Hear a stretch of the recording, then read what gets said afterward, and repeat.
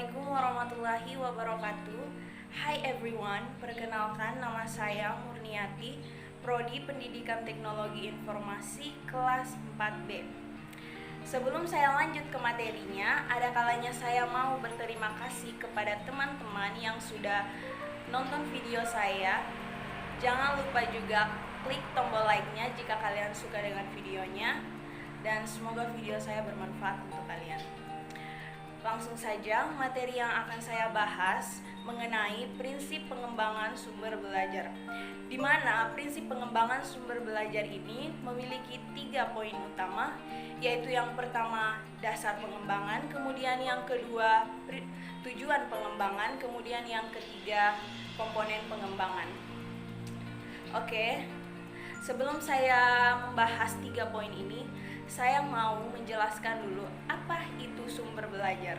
Sumber belajar adalah semua sumber, baik berupa data, orang, dan wujud tertentu yang dapat digunakan oleh peserta didik dalam belajar, baik secara terpisah maupun secara terkombinasi, sehingga mempermudah peserta didik dalam mencapai tujuan tertentu dan mencapai kompetensi tertentu. Baiklah, saya akan menjelaskan poin pertama, yaitu dasar pengembangan sumber belajar, yang dimana perlunya mengembangkan sumber belajar di satuan pendidikan didasari oleh pertimbangan berikut, oleh 6 pertimbangan ya.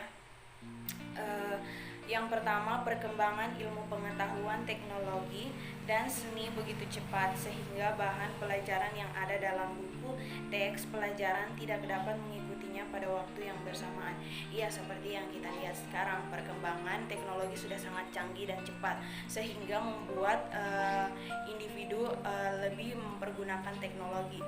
Contohnya seperti mencari informasi, seseorang lebih mempergunakan teknologi di internet untuk mencari informasi kebanding di buku. Juga seperti proses belajar sekarang di kampus, kita sudah menggunakan smart TV, kita menggunakan laptop. Itu sumber belajar kita, dan kita sudah jarang menggunakan buku.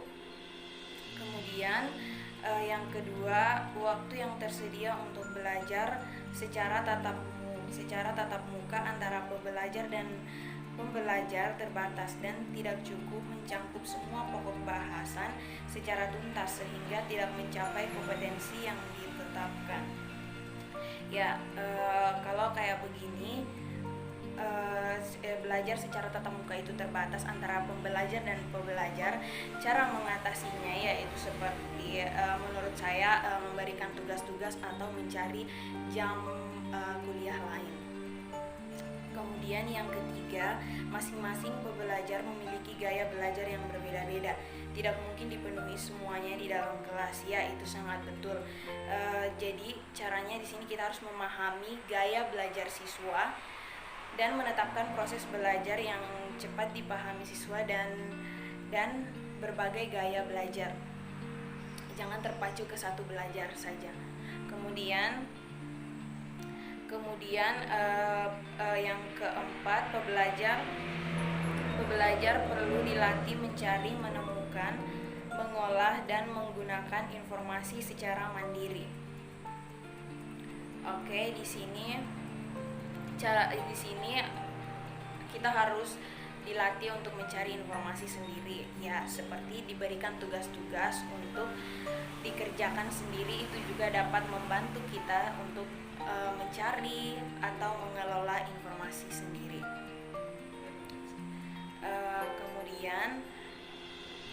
Kemudian yang kelima, sumber belajar yang dapat dimanfaatkan secara terintegrasi dan optimal dapat dengan proses pembelajaran di kelas untuk efektivitas dan efisiensi proses pembelajaran. Ya, kemudian yang keenam, pusat sumber belajar dapat dijadikan sebagai penggerak dalam mengatasi berbagai masalah belajar dan membelajarkan dengan cara yang kreatif dan inovatif dengan berorientasi kepada kepentingan pembelajar. Baiklah, saya akan menjelaskan poin kedua, yaitu tujuan pengembangan. Di sini tujuan pengembangan sumber belajar ialah meningkatkan kualitas, proses dan hasil belajar pembelajar secara individu dan keseluruhan dengan menggunakan aneka sumber belajar. Pengembangan sumber belajar bertujuan, di sini ada 10 tujuan. Yang pertama, memenuhi kebutuhan pembelajar dan belajar sesuai dengan gaya belajarnya. Ya, itu tadi, kita harus mengetahui cara gaya belajar peserta didik. Kemudian yang kedua, memberikan kesempatan kepada pembelajar untuk memilih sumber belajar sesuai dengan karakteristiknya. Di sini kita harus memberikan kesempatan kepada peserta didik untuk memilih sumber belajar yang sesuai dengan karakteristiknya. Kemudian yang ketiga, memberikan kemampuan kepada pembelajar belajar dengan menggunakan berbagai sumber. Ya, di sini seperti contohnya kita harus memberikan kesempatan dia untuk belajar ke berbagai sumber